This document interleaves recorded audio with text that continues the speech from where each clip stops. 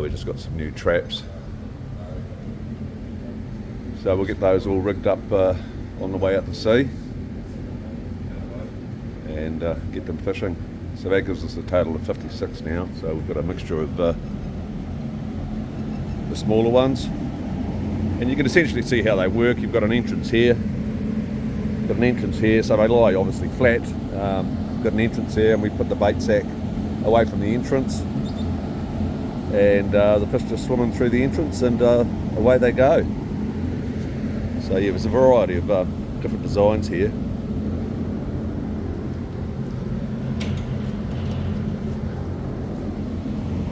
But I'll give you a full rundown on them when I've got one lying flat, once we get out to sea. You can see it there, you can see the entrance on the end, and then it has a little bit of a door which sort of just keeps the fish away from the entrance again.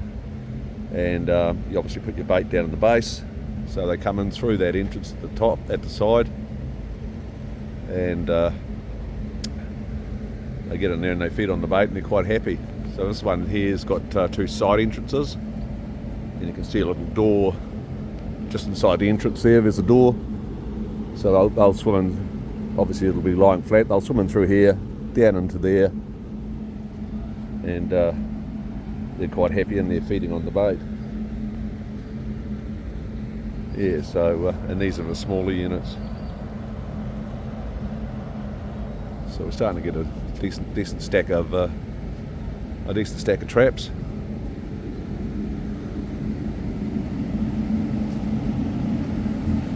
So yeah, we'll get those all rigged up and get them in the water. And what we're finding, and just talking to the experts, obviously I've only just started doing this, but talking to the experts, when they're new and just been galvanised, they don't fish very well.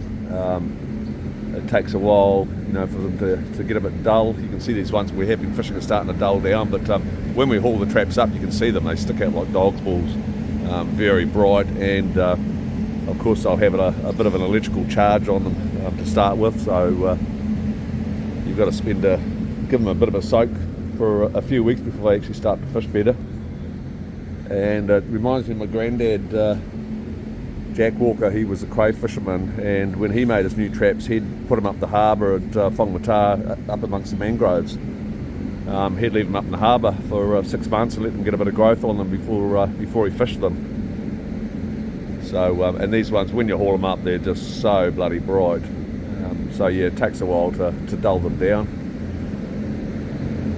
And yeah, it's been great. Been listening to a lot of guys and getting a lot of advice. So yeah, it's quite invaluable information. Even you can see here a couple of these meshes have come off, have broken away, and apparently the harmonics are a big thing. So if you've got any loose mesh on your traps, the harmonics keep the fish away, the vibrations and noise.